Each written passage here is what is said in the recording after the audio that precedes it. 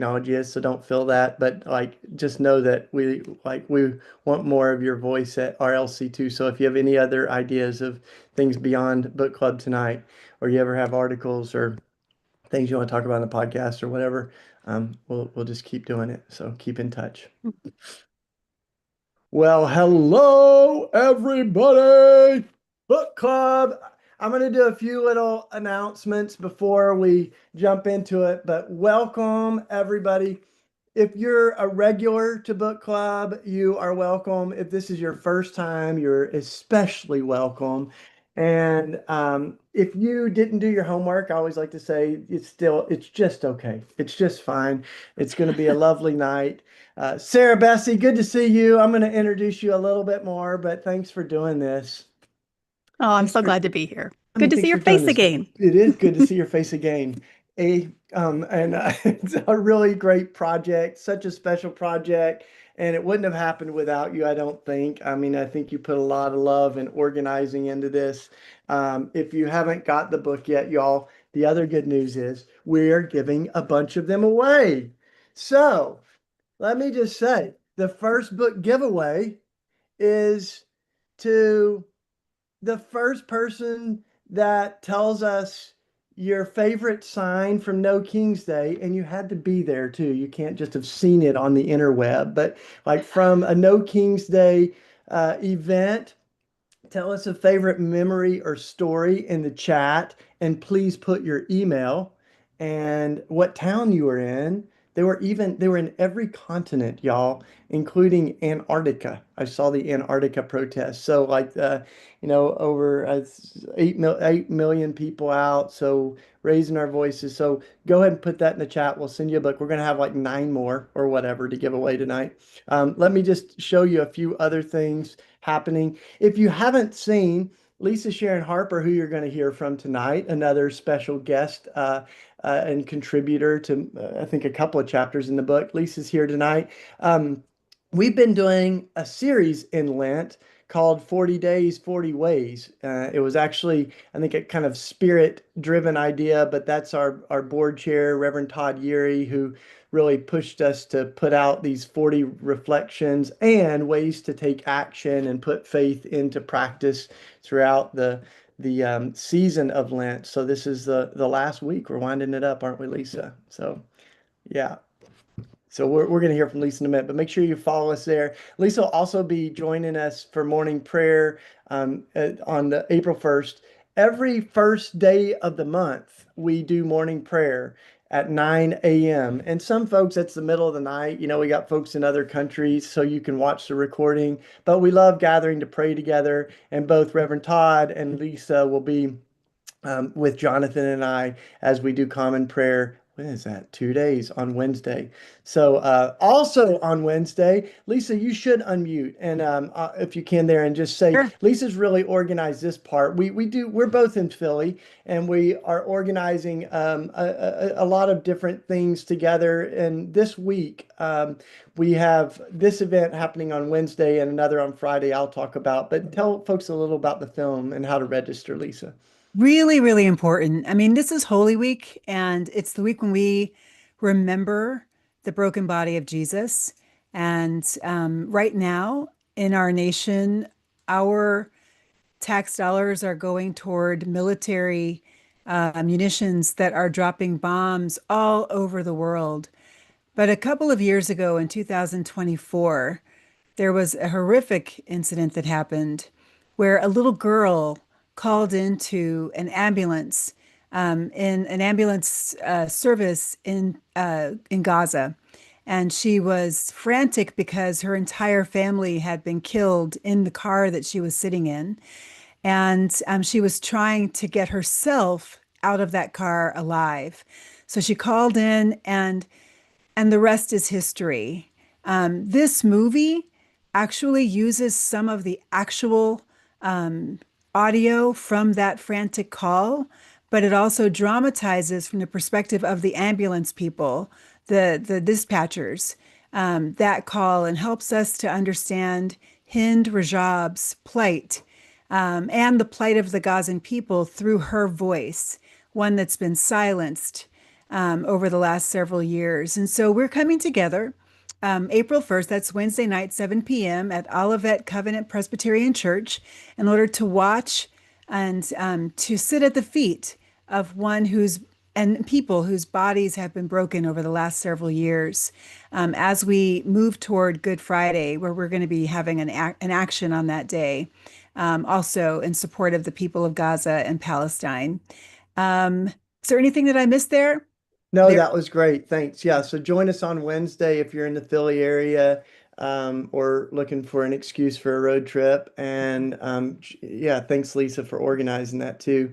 And then, as Lisa mentioned on Friday, for listen to this, y'all, for over 50 years, there have been vigils outside of Lockheed Martin, even on Good Friday for decades, connecting the Prince of Peace and the death of Jesus with the world's biggest weapons contractor, Lockheed Martin, and the headquarters, one of the hubs, the manufacturing spaces for and and and corporate spaces for Lockheed is right outside of Philly, in King of Prussia, Pennsylvania. So we will be there from roughly 11 to 1. It's a very powerful time as we remember Jesus, and we also remember the victims of war and violence killed by weapons like Lockheed Martin's, and we'll carry the names of the children and others that have been killed just in the last couple of years.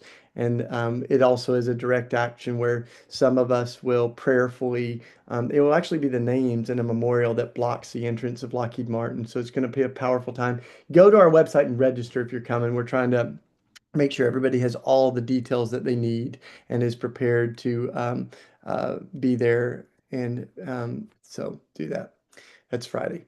And then on Saturday, it's the anniversary of both Dr. King's Riverside speech, where he spoke out against Vietnam, beyond Vietnam, and it's also the anniversary of his murder a year later after he gave that speech. So April 4th is a special time, and we're joining Dr. Bernice King, Dr. King, and Miss Coretta Scott King's daughter, Bishop Barber, and others for a reflection on militarism and war in that speech. It's time to break the silence. So that is a lot. There's a lot going on in the world, and we are trying to be faithful as we respond to it.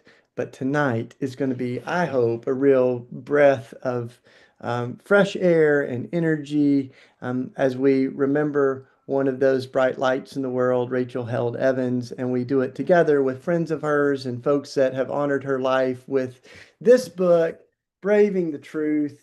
And you're going to hear from at least 5 or 6 different folks, and then we'll have a conversation together. So if you've got thoughts and questions, or you got a story of uh, a memory with Rachel, or even just the way that one of her books shaped your spiritual life, or anything you want to share, do it in the chat, and we may even have time to share some of those tonight. Let me just say, we've given the first book away, and as I introduce Sarah, if you can name one of Sarah's books, New York Times bestseller, y'all, great journalist, writer, and if you like Sarah Bessey and you want a copy of this book, then you've got to write in the chat one of Sarah's books or articles or something that she's written that you've loved, because she's written so much. And if you send us your email, we will send you Braving the Truth. But Sarah, you are a gift. Thank you for your life, your writing, your organizing. You did this because Rachel is a dear friend of yours, and you organized so many things together, the conferences and events, but you also just enjoyed each other, and you've honored her life by taking some of the words that some of them I understand haven't even really been published, but you're taking them from the blogs and stuff and bringing this cloud of witnesses to honor her courageous voice. So tell us a little bit more. I know you want to put the spotlight on everybody else, but tell us a little bit more about Rachel and your friendship, and also like why this book was something you want to put so much energy into. Oh, thank you. Um, Yeah, thank you so much to everybody who's here tonight. We're so glad that you all have had a chance to maybe spend some time with the book already. And if not, maybe looking forward to it. So this book started coming together a couple of years ago.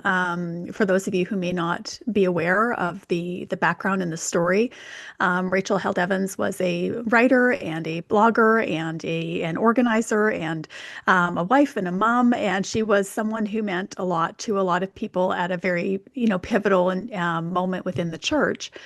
And so a lot of the people that are here are people who were alongside of us for those years of blogging or of writing or of living together. Actually, Kathleen, who's here tonight, was Rachel's college roommate, and she's in the book as well. So, I mean, there's a lot of Kelsey Hansen Woodruff is here, and she's one of the historians who kind of helps to contextualize Rachel's work. So Rachel passed away about 7 years ago now, very suddenly. And in the aftermath of losing Rachel, in the years since then, there have been a few books that she had in process at the time that have come out in the years since then. And as those books were being released and those things were kind of coming together, there were a couple of children's books as well. One of the things that ended up sort of rising to the top was just this really big desire for her online work to live in a more permanent space. I think especially as those of us who remember kind of like the early days of the internet, very much in crone status myself when it comes to the internet, there's this sense of impermanence or maybe things being lost that meant a lot to us at certain moments in time. And so Dan, Rachel's widower, came to me as someone who was alongside of Rachel as a friend and as a fellow writer and creator at the time. And we decided to kind of pull together not only the greatest hits of Rachel's online writing, but also the ones that we knew meant a lot to people, and even the ones that meant a lot to Rachel herself, the ones that maybe deeply shaped her or the ways that she wrote and showed up in the world, the ones that a lot of us look back on and remember where we were when we read it or what it meant to us. And then as that book began to come together, I think it was the realization that blogging is such a communal thing, and it especially was at that moment in time. And there was this sense of like, well, how do we talk about what blogging is and online writing and what Rachel meant in this space and community without including all the people that she loved? The people that she read, the people whose voices meant something to her. And so that's where a lot of these voices, whether it's Shane's or Lisa's or Caitlin's and Shannon's, these are the voices that meant a lot. And so having those voices alongside of Rachel's writing and work in the book meant a lot to me. Just even personally, I've said to them, like, it made this really hard project feel a lot less lonely. And that meant a lot to me even as it was coming together. So that's the book and how it has been there. There's a bunch of different essays on a lot of different topics, everything from church and scripture and life and American politics, moving through the world. I mean, just you name it, Rachel was writing about it. And there's something really lovely about being able to see her own evolution through those pages. So great. Now, was there anything that as you were reading over all, I mean, you're kind of going through all of these old writings and blogs and things, was there anything that you didn't know, or did you feel like you pretty, because I'm partly thinking like when Tony Campbell passed away, there were things that I learned. I heard some stories I hadn't heard before, even though I'd heard some of his stories like 20 or 30 times. But were there anything that struck you or that you were like, wow, I didn't know that? Or did you kind of already know most of what you went through as you crafted the book? You know, I don't know that it was necessarily that there were a lot of things that surprised me. I think I was surprised sometimes by how much I remembered, Mm. um, and how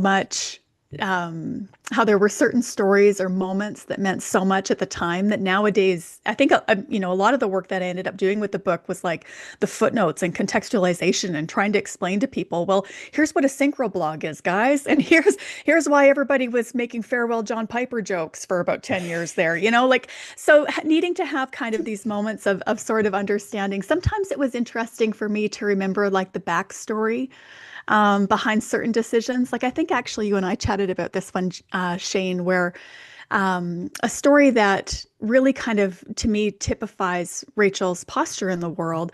And we kind of make a little nod to it on the cover of the book, is that she took some time during Lent one year to turn her hate mail into origami. So she would print off these horrific emails and letters that had arrived, and comments on the blog, and she would print them off and like fold them into like little foxes and swans, and kind of have this moment to sort of sit and pray for the people who very, very clearly had some hatred or some rage towards her and about her work. Um, but one of the things I forgot about that is that the thing that inspired her to do that was the work with Red Letter Christians and Raw Tools. And it was that she had initially been inspired by taking things that were weapons and being formed into farm tools. And she said, well, how can I take something that is intended for harm and hatred and to plant, these words into my own life? How can I repurpose this into something that's not only beautiful, but also redeemed? And so just little moments like that where you're like, I remember the story, but sometimes I would forget how we got there.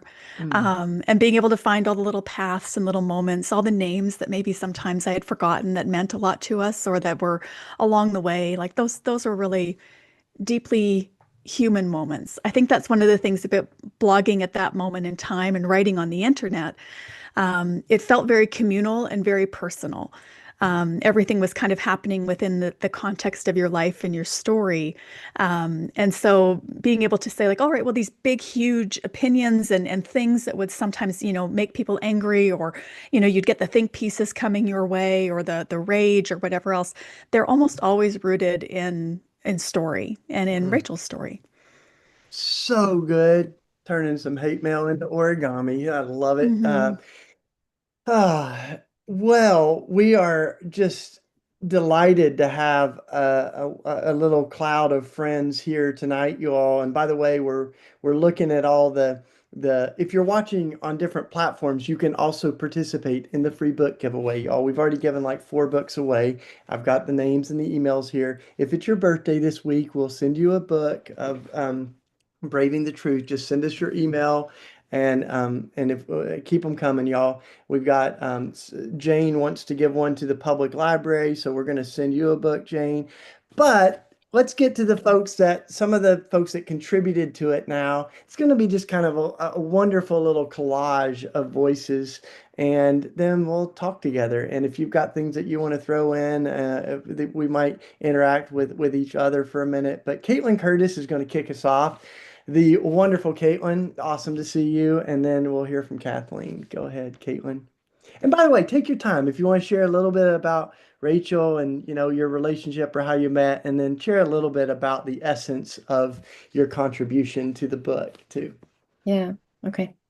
Bonjour, everyone. Caitlin Curtis and Dejnakas Potawatomi and Dow. My name is Caitlin Curtis. I am a citizen of the Potawatomi Nation, writer, poet, storyteller.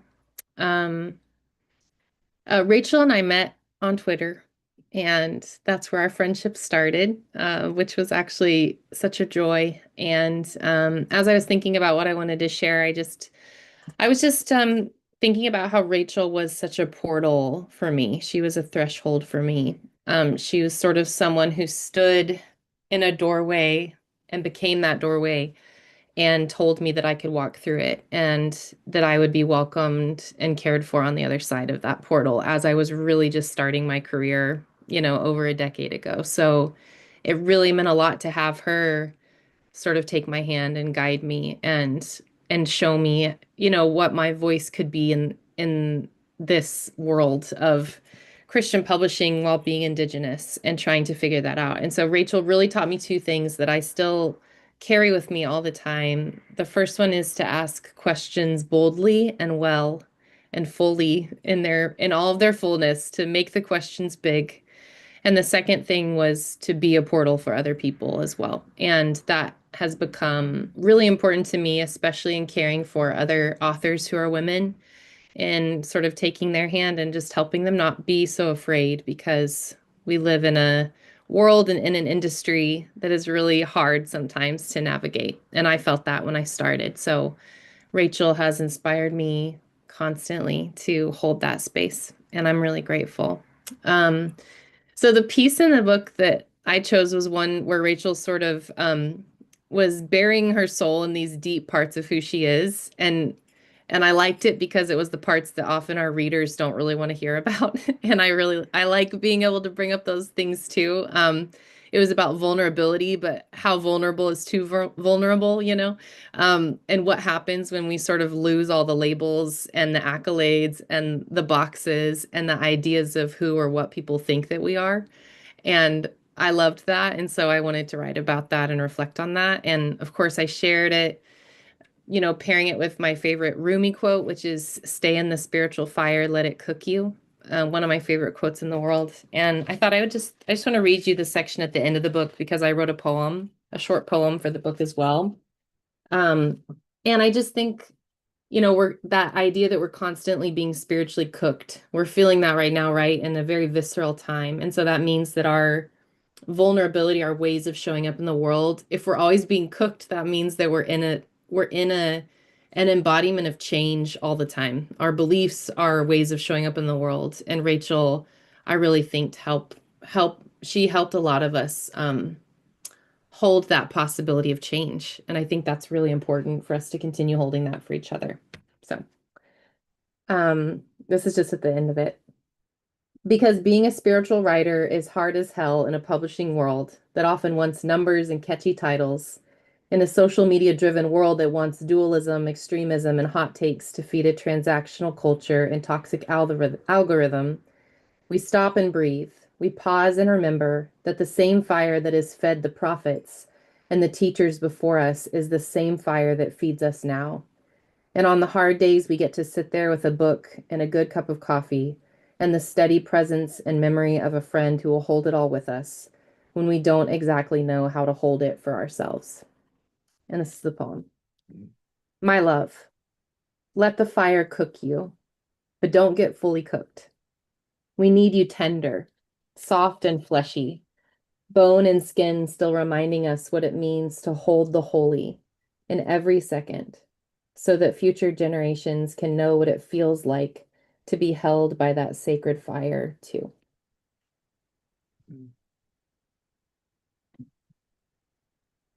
Thanks, Caitlin.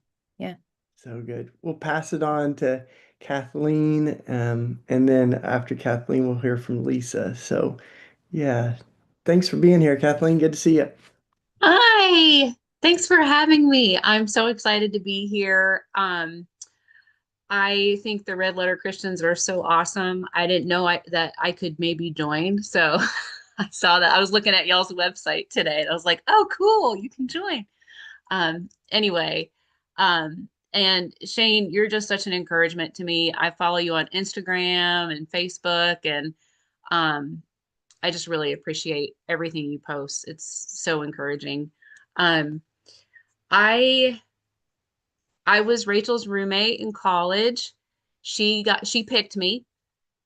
So her dad was like a dean or something at our college, and he got all of the applications for roommates our freshman year and passed a few on to Rachel. He picked out a few that he thought she might like and let her pick one, which was a big no-no. Like they were not allowed to do that. So he broke the rules for his daughter so she could pick a roommate. So she picked me.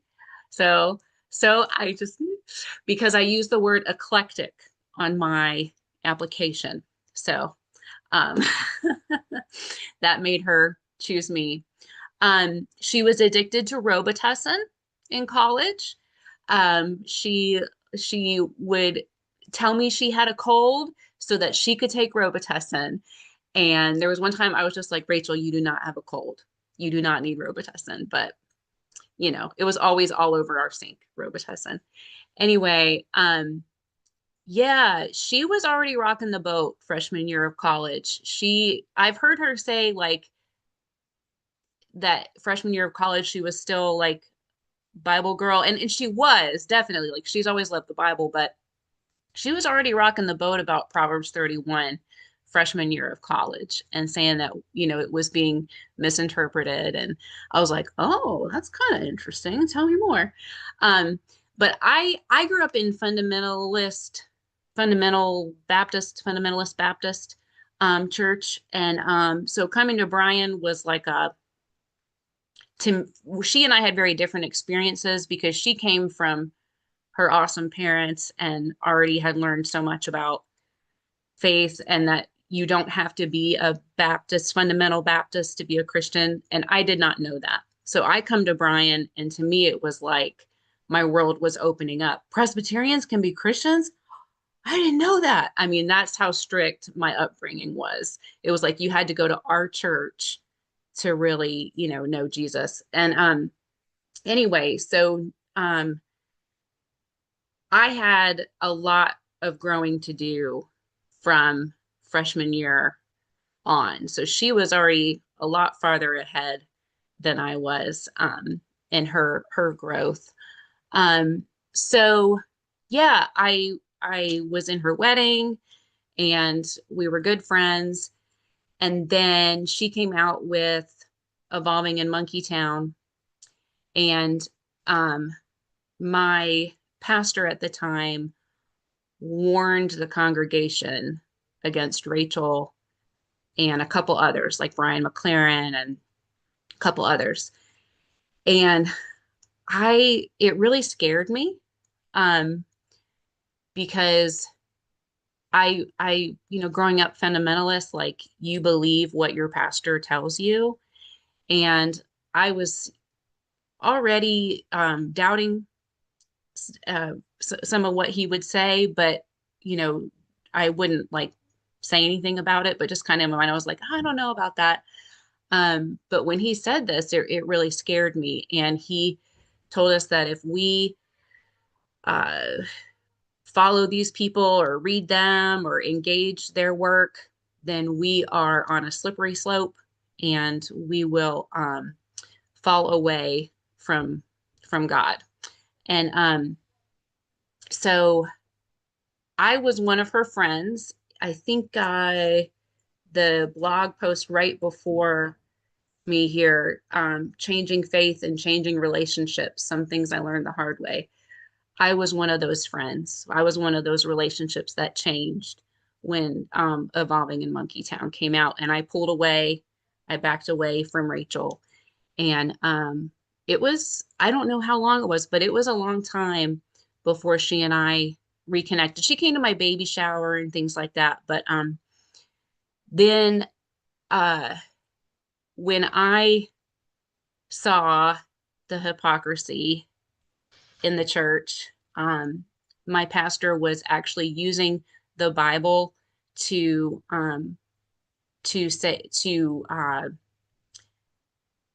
justify why we don't have to take care of the poor. He was actually using other parts of the Bible to tell, well, there's nothing in Ephesians that says we have to take care of the poor, so we don't have to take care of the poor. And I was like, whoa. So these kind of things, there, the Christian nationalism was coming around, the Trump stuff, and my pastor was supporting Trump from the pulpit. And then when Trump separated the Latino children from their parents at the border, my pastor supported that. And that was just the last straw for me. I said, I'm done at this church. So I left, and I was confronted and made to feel like I was going to hell and I would burn forever for causing division in the church. And Rachel was there for me. So after I pulled away from her and I come back, I'm like, Rachel, what's going on? I'm texting her. She has me over to her house. I cried.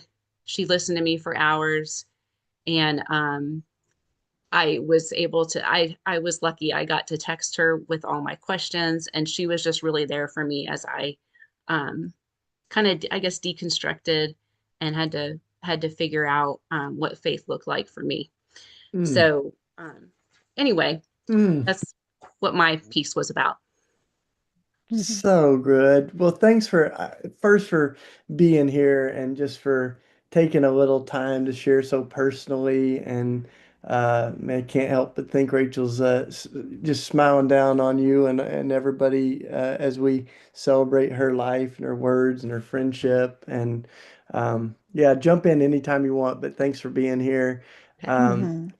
and as we before we go to Lisa, I just want to say there's a couple of folks that have said you're kind of discovering Rachel's work for the first time, and that's really awesome. And there's all kinds of different folks that uh, shape our spiritual lives, and I think it's extra special when someone's already passed on to the other side, that their life continues to um, impact folks. So I want to give a book away to someone.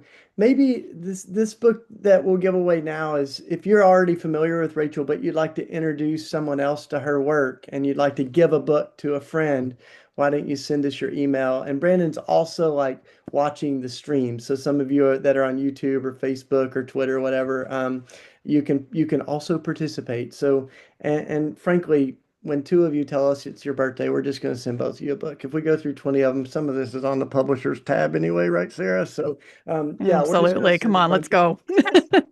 So keep them coming. But, Sarah, like, as you're listening to all this and as Lisa comes in, how many different contributors were there? Like, because I mean, it's just dozens, right? How many folks are you? Yeah. Yeah. No, we had definitely 2 or 3 dozen that, I mean, if you could have seen the initial list that I had, though, you would congratulate me for my restraint. So it was almost impossible to narrow down. So, I mean, I think that the thing that I really hoped for and to see was not only the communal nature of everything, but how deeply these relationships mattered to Rachel. And Hmm. so, even having Kathleen and her perspective and voice there, like the number of times where I would be doing an event with Rachel and someone would say, "Well, why are you still in that town of yours?"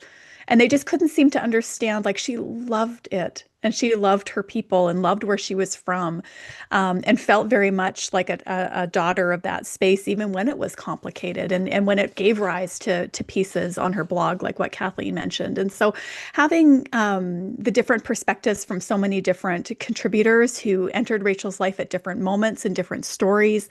Caitlin, I remember like even at one of the conference, I think it was like one of the very first Why Christian ones where the two of you had your Bible award winner joint Yeah. pictures up at the same time when you were little kids. Like it just, Yeah. there's this shared story that we kind of all, sort of had, but it intersected at different moments. And there were different reasons why these things meant a lot to not Rachel, but also to each other, right? Because even to Caitlin's point, there was this threshold and connection point. And when Rachel, picked you, whether it was in university as her roommate or online, if she, came alongside something you'd written that had ticked off the Council for Biblical Manhood and Womanhood, you were in, right? Hmm. And you felt like you were part of this community. So, Caitlin, were you going to say something about that? Nope. Okay. Just All liked right. it. Sorry. All right, Lisa. Awesome. Unmuted So today. great. Yay, I'll that's take it. true. All right, Lisa, I'm sorry. Lisa Sharon Harper, you go Yeah, ahead, Lisa, please. jump on in here. Good to see you. Yeah, you too. Thank you so much. I met Rachel Held Evans at the White House, which is so weird. It's like, who can say that? Like, it's crazy. In 2023, no, 2013 rather, sorry, 2013 or 2014. I had done the Fast for Families in 2013, had to be 2014. Yeah, prayer breakfast in February of 2014. And I didn't really know her. I mean, I didn't like run in that deconstructing crowd, ironically. I mean, I was doing the work, but I wasn't running in that crowd.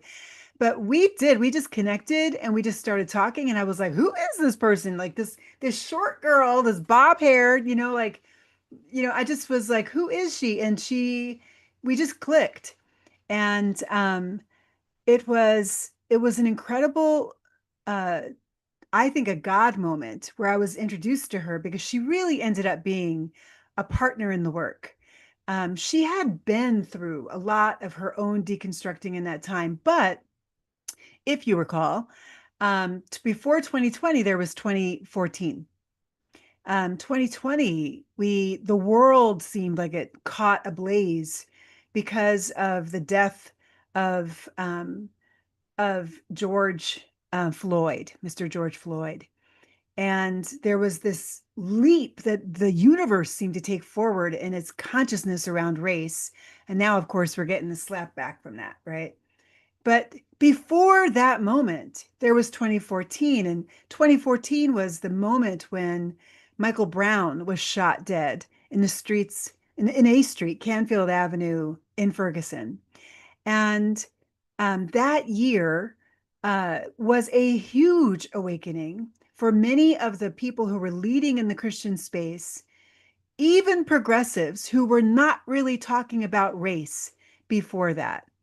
Um, and didn't really have, it wasn't in the front of consciousness, but because of the hashtagged lives and because of the hashtag Black Lives Matter, lots of questions began to be asked within the church around that time. And Rachel was one of those people who I had a conversation with. And I had this conversation with her about a few weeks after I got back from Ferguson. I was organizing there, helping multi-ethnic churches to engage in the Ferguson hands up, don't shoot fight. And she called me and she said, Lisa, you know, I saw that you wrote something because I wrote this thing called The Lie.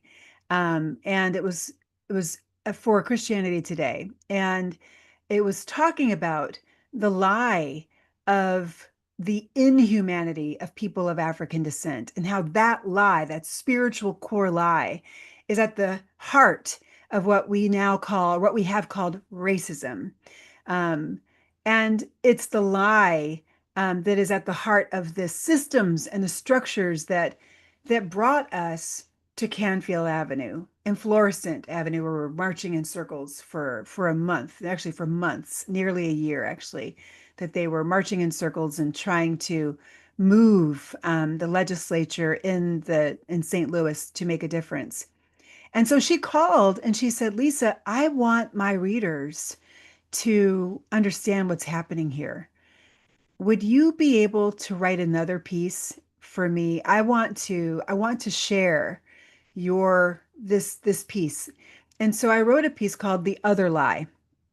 And it was for her blog. And she wanted to share her blog with me. I didn't have that following, at that time. I mean, I was writing for Sojourners, which is no joke, but at the same time, I didn't have my own blog. She was a blogger. She had like millions of followers per se. But so she shared her platform. And what I found that incredibly generous. I found it also incredibly humble because she did not feel the temptation to position herself as an expert. Rather, she positioned herself as a learner and called her base to learn with her. And I just had all the respect in the world for her. And later, she ended up moving with me into this thing we called Call to Pause, which was calling the evangelical church to just hit pause, just pause on the culture wars. At the time when Brett Kavanaugh was up for nomination for the Supreme Court and he was going to tip the balance for the first time in like 100 years, there would now be a majority conservative on the court. There wouldn't be parity. They would be able to just push anything they wanted through. And so I was like, guys, let's hit pause on this because you don't know what you're getting into. I'm not sure you all want what's coming. And Rachel signed her name to that, and she helped back that, and she wrote about that, and was there with me on Twitter about that. And so I just found out of all of the white women allies that I've ever partnered with, and I've partnered with quite a few. In fact, we had this thing called the Ally Tour years later for the 2020 election. But she was among, if not really, I think I really thought about this at one point when I was writing, and I realized she was like the first, like true white ally woman in the space that I really could lean on and trust. And so for that reason, I wrote a piece called "She Did That." That was talking to basically the story that I just shared with you, and then kind of they have it after, but I wrote it kind of as an intro to the piece that I wrote for her blog that she she highlighted. Mm. Wow. Thanks, Lisa. Thanks so much. And we'll circle back and hear from folks a little more, but I wanna we got two more folks that contributed to this book. There's dozens and dozens that did, but we've got a couple more that are going to share tonight. But I'm going to hand it to Sarah because first you get to give away a book. Sarah, you got some idea that you're going to, and then you can introduce Shannon and Kelsey as well as you do it. But, Well, if there are any of my fellow Canadians in oh yeah, any of the Canadian chats, put your hand up and tell us where you're coming in from, whether it's from Moose Jaw or Kitchener, and we'll try to see if we can get you something over the border. We have two more people that we wanted to make some time for to hear from. First one is Shannon Dingle. And then after that, it's Dr. Kelsey Hansen Woodruff. And so Shannon, I don't want to take a ton of time from what you're going to share, but just so everybody's aware, there was a piece, I mean, there's a number of pieces that Rachel had written over all the years that she had been blogging. And there's certain ones that people would just almost remember, like verbatim. And one of them was this post called "Blessed Are the Uncool," where she was talking about church and how like Jesus's favorite people in the world were not cool. And even though like from the outside, I mean, I think especially now it's kind of almost quaint to be like, well, the millennials were the cool ones. But, there was this sense of like, well, you must really want kind of the super hip church. And so she was identifying and speaking to a specific incident that had happened at a particular church. But it kind of culminated in this piece that was basically saying we need to have an uncool or distracting or very human sort of church experience. And it was one of the pieces that went incredibly far and wide and meant a lot to a lot of people. And so I was really happy when Shannon put her hand up and said that this was something that she wanted to write about. So Shannon, I'll let you share a little bit more about that. And then we'll hear from Dr. Kelsey Hansen Woodruff, who is a historian, a little bit about her piece as well.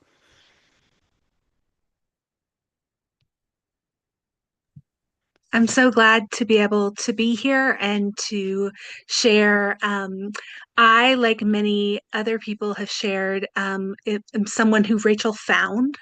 I wrote a piece that was anonymous at the time because I was still part of a Southern Baptist church, and I was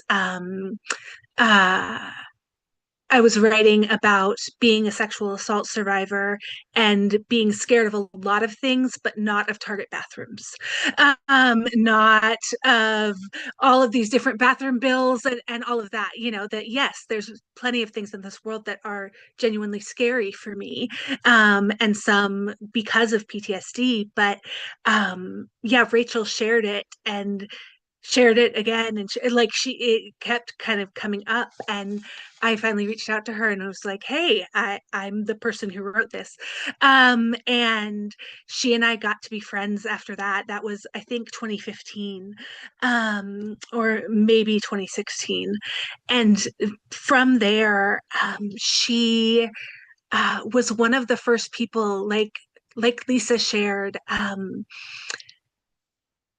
At that point, there wasn't much talk about disability in the church. There wasn't much talk about the inclusion of disabled people.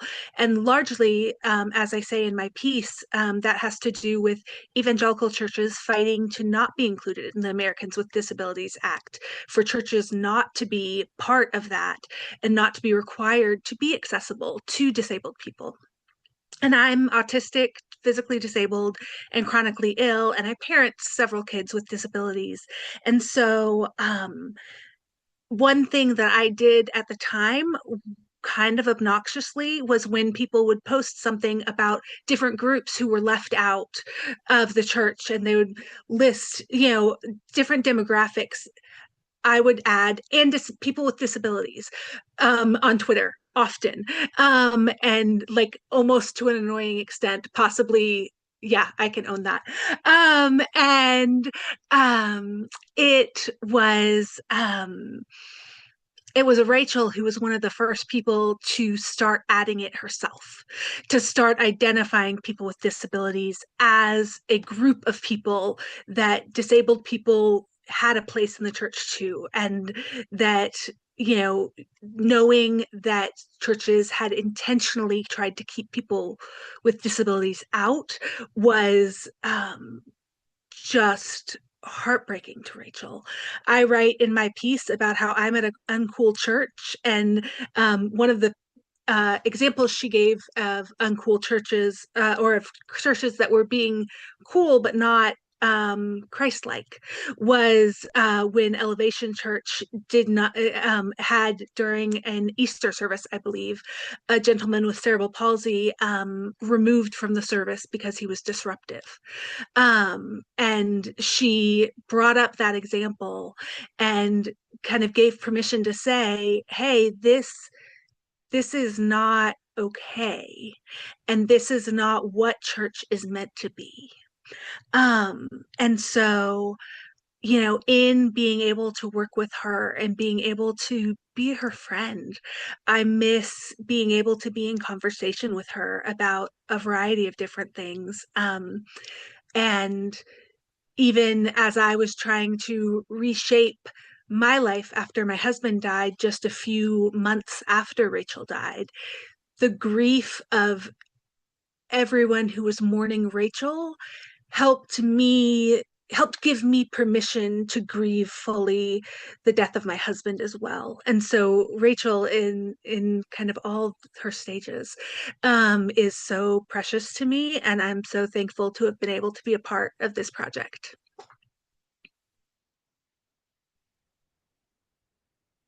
That was incredible. Thank you, Shannon. Thanks, Shannon. Thank you so much.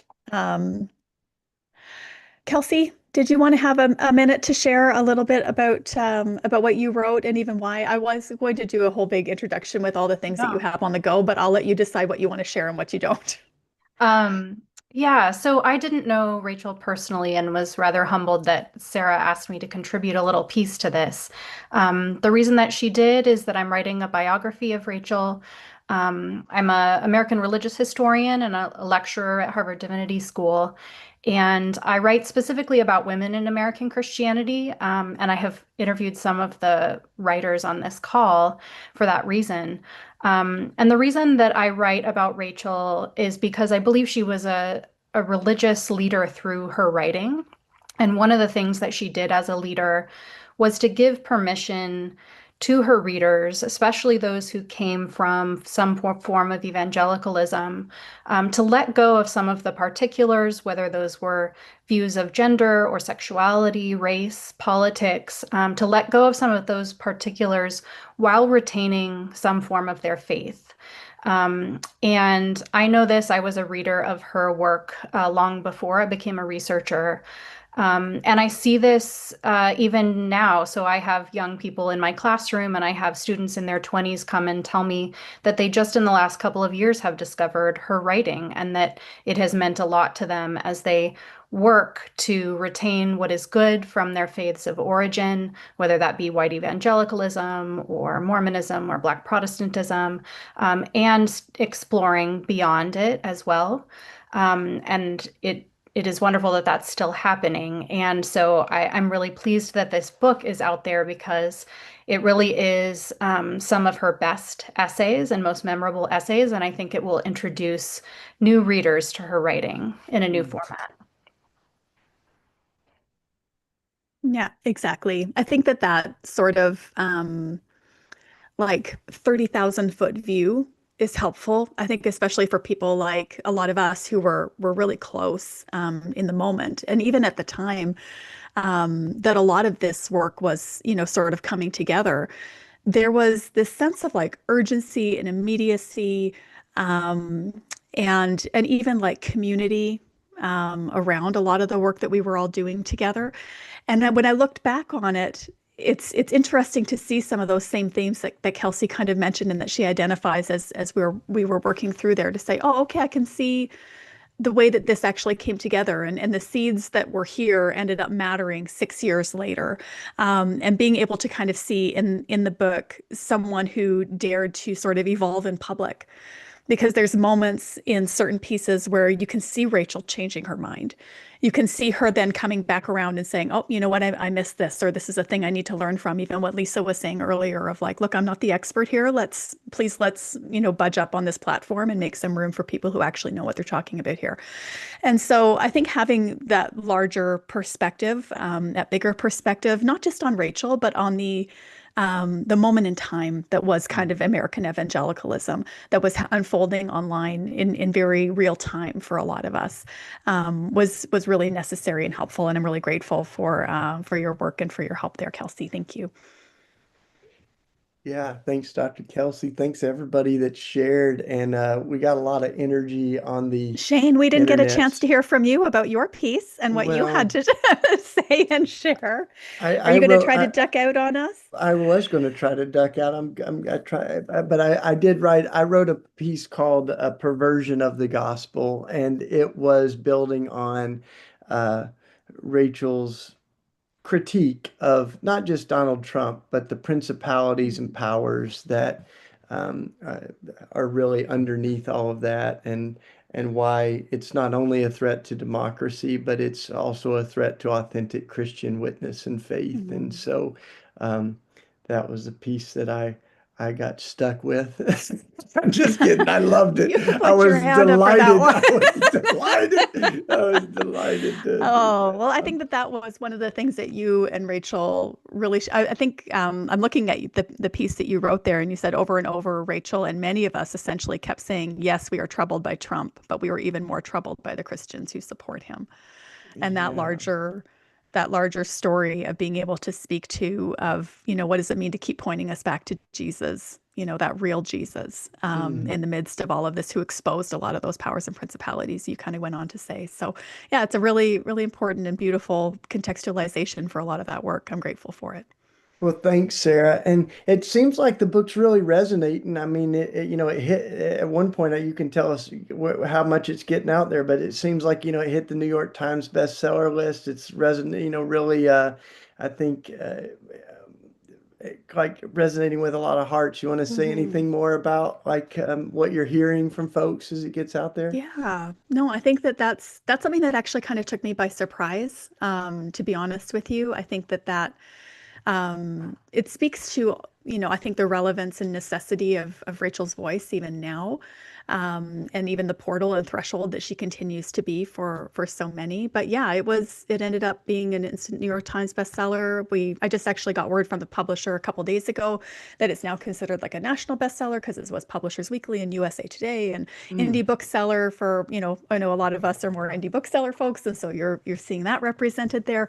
So yeah, it's been really gratifying and lovely and beautiful to see. And it's a bittersweet thing for sure. Mm. Yeah.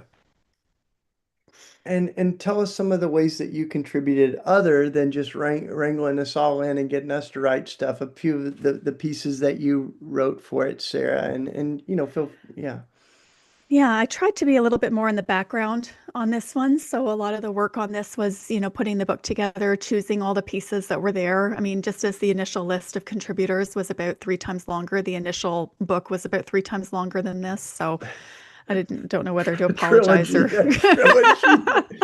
it took a lot of work to get it down to even like this brick of a book that it ended up being. But, I think some of the things, doing some of that work around like putting it together, weaving it together, bringing together all the different categories and areas and trying to show kind of the evolution and the moment in time that it was. Mm. Because one of the things that emerged for me actually was that this ends up being a bit of a love letter and a testimony for all of us who have evolved alongside of Rachel. Mm. And so actually even in the introduction said that this book is also a memorial for all of us. And it's an artifact of the moment in the life of the church and the internet. It's a love letter to her fellow bloggers and her commenters, her readers, even her critics. Mm. And it is a story of how one Southern millennial woman troubled the establishment, gathered up the misfits, told our stories, evolved in public, and helped us love God and each other just a bit better in real time.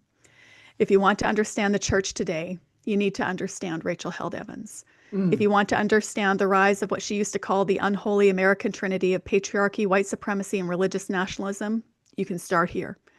If you want to understand why so many folks are deconstructing their faith, this is as good a place as any to begin. And if you want to understand why so many of us remember her and will always remember her with such love, then this book is also for you. So in a lot of ways, to me, this is for all of us who felt a little bit less alone, not only because of Rachel, but because of the community and the space that was created because of all of us who were alongside of her.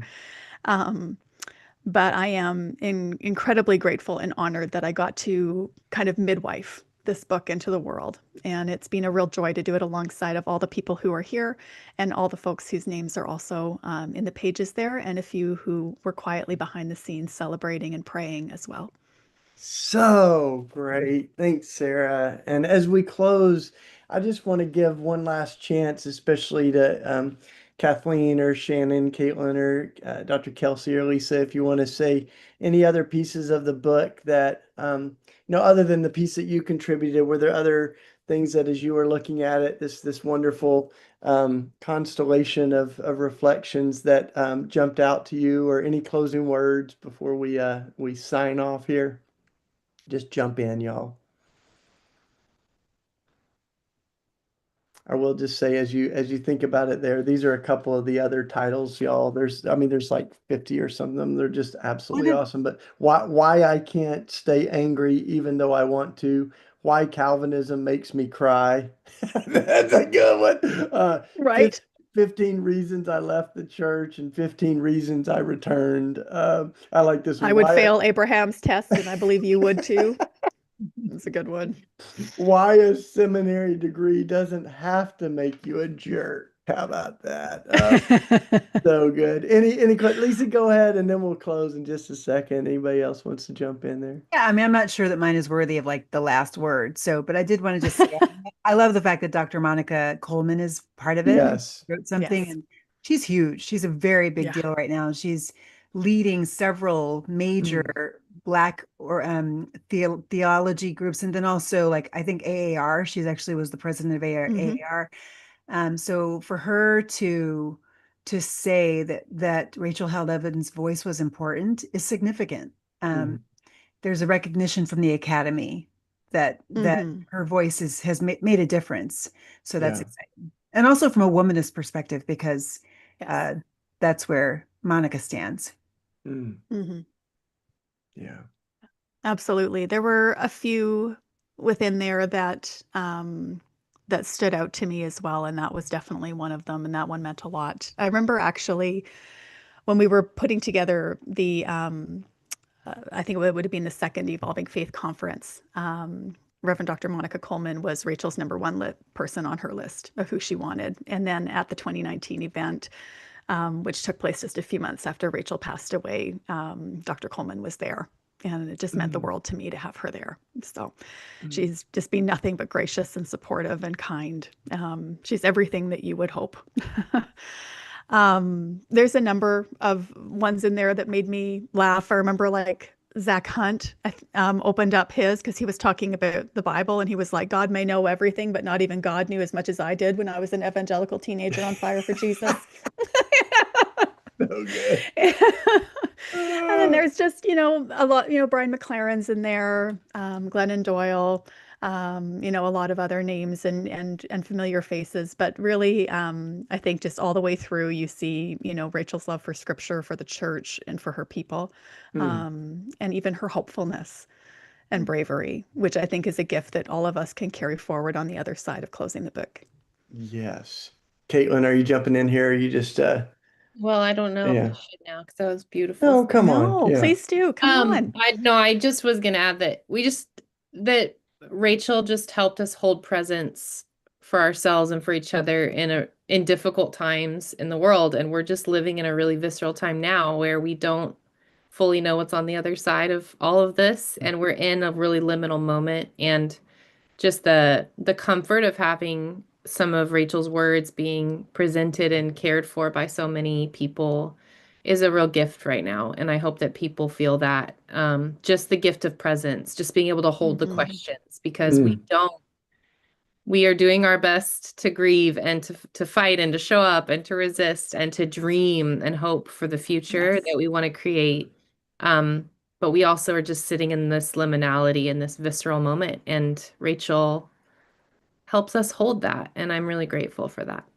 So I think So at the end of the beautiful. day, it just is about realizing we're not as alone as it feels too. And yeah. so Yeah. even this moments like this and gatherings like this help do that work for me. So thank you, Shane, for having all of us. Yeah, and I'm just delighted to celebrate this book together that we and we're grateful for you, Sarah, for pulling us all together. And all right, y'all. Well, I think of Kathleen when you said you didn't know that you could be a part of we Red Letter Christians, we like to say, right, Lisa, that we are a web of subversive friends that love Jesus. And we care about justice. And we're not giving up on Jesus because of the embarrassing things that many Christians continue to do in his name. And that feels like the spirit of Rachel Held Evans, who continued to cling and trust in the story and the life of Jesus. And so I will just say this, if you didn't get your book, if you go to redletterchristians.org and there's just a little place that says join us, we will send you a book. The next 5 folks will send you a book.